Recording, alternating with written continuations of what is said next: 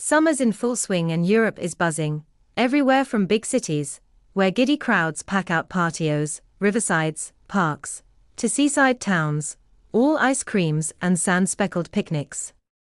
Elsewhere, there are rich pickings for gourmands, as the season's bounty bursts forth, farmers' markets overflow, foragers are out in force, and the world's finest kitchens seem spoiled for choice. There's also a chance to catch Canada in a rare moment of warmth. Or just crash out on the beach, we wouldn't judge. The sun is strong and temperatures soar far and wide. Indonesia, Mexico, even Wales, for God's sake. Enjoy. Condé Nast Traveller called it ages ago, Oslo is the new capital of Scandi cool. Never is this more evident than during the summer months, when the city's residents spill out onto the streets following the bitter, snow-dusted winter. While sub-zero temperatures attract adventure travelers to the Norwegian capital between October and March, July is for exploring, eating, and making new connections with some of the friendliest people in Europe. Expect 17 hours of sunlight a day thanks to the city's northerly position, open-air concerts, including a summer of English stand-up comedy at Salt Langhuset, and kitsch bric-a-brac markets taking over green spaces. All eyes are on the French capital this summer as it hosts the Olympic and Paralympic Games. There's still hope for sports fans without tickets through resales and ballots until the tournament begins, but there's also lots to enjoy beforehand. Visit during Bastille Day, the 14th of July, to party in spectacular fashion. Expect fireworks, displays and parades, as Parisians take over the streets for colourful celebrations. Similarly to London, no trip to the City of Light feels or tastes the same, thanks to a constant string of new restaurants, bars, hotels and attractions opening their doors. While we're fans of enjoying the green spaces in July, no trip is complete without a historical adventure or exhibition. See our monthly roundup of the best exhibitions in Paris for inspiration. The Indian Ocean islands of the Seychelles, with their sweeping white beaches, clear blue waters and diverse wildlife, must be the most sought-after holiday spots in the world. North Island is sensational, a VIP destination, with everyone from George Clooney to honeymooning royals staying in the thatched tree houses suspended on a hillside between forest and ocean. On Frigate Island Private, guests share the space with Aldabra giant tortoises and rare magpie robins. If you're visiting the World Heritage Site Valley de Mai Nature Reserve, the Raffles Praslin Hotel is a beautiful spot to stay nearby. Provence is the French fairytale. All lavish green vineyards, hand-churned cheeses and fertile earth, framed by cinematic cliff-top drives, Roman ruins and seductive seaside towns. And in July, lavender. Great purple fields of painterly, scented beauty, much of which is, like most things in France, destined for the dinner table, popping up in delicious artisan honeys and sorbets. July is also when the markets are at their finest, flaunting Provence's blessed abundance. Think basketfuls of fresh olives, tomatoes, garlic, orchard fruits. Prolong the magic long past bedtime, with stays in centuries-old mansions and chateaux. In the heel of Italy, Puglia moves to its own beat.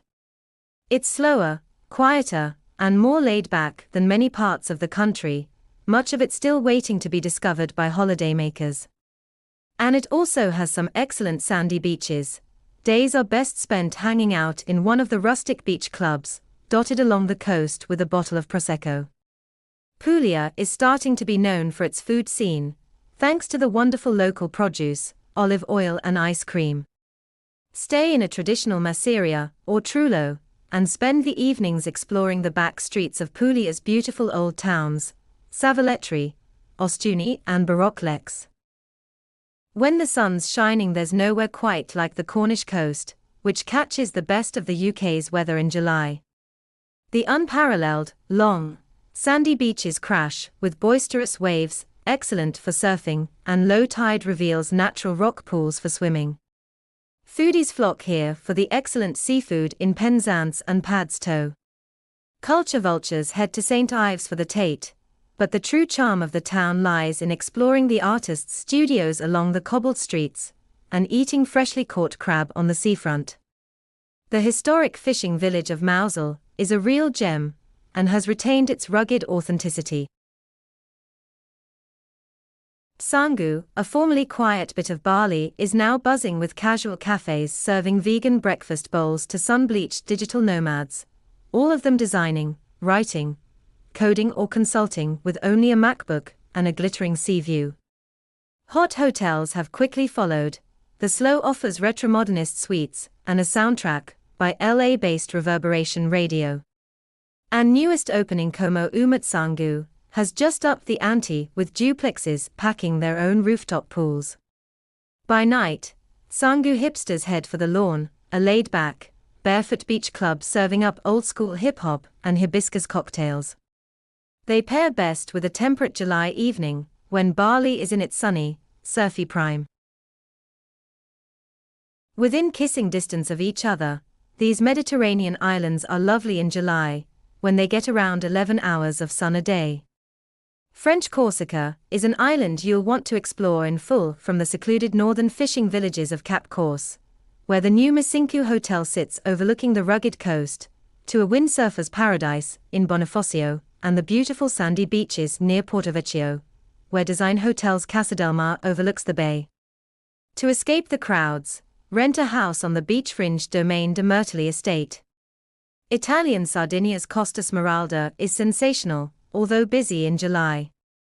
Our tip: head to La Maddalena, a wild, protected archipelago off the coast with the best beaches, turquoise seas and sandy coves.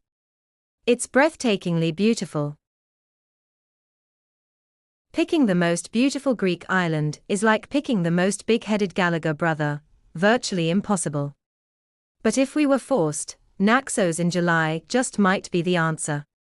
The largest of the Cyclades, its sandy beaches run the gamut from family-friendly frolickers in the west, Agios Prokopios, to the south's hidden wildlings, where you can ride horses over dramatic dunes, Plaka, or brave powerful winds on a kiteboard, Mikrivigla.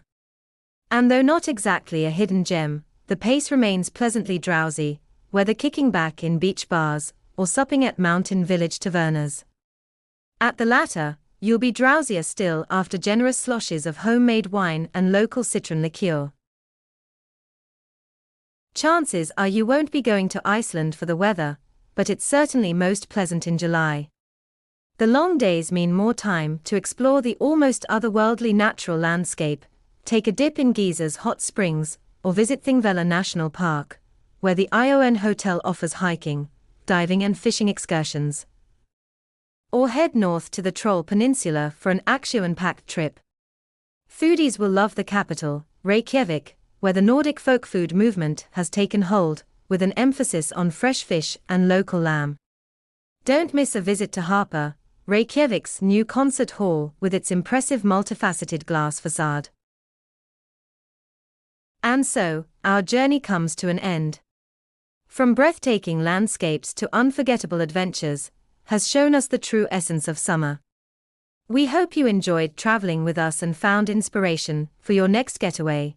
Remember, the world is full of wonders waiting to be explored. Until next time, keep dreaming, keep exploring, and keep creating memories. Thank you for watching. Don't forget to like, share, and subscribe for more travel adventures. Safe travels.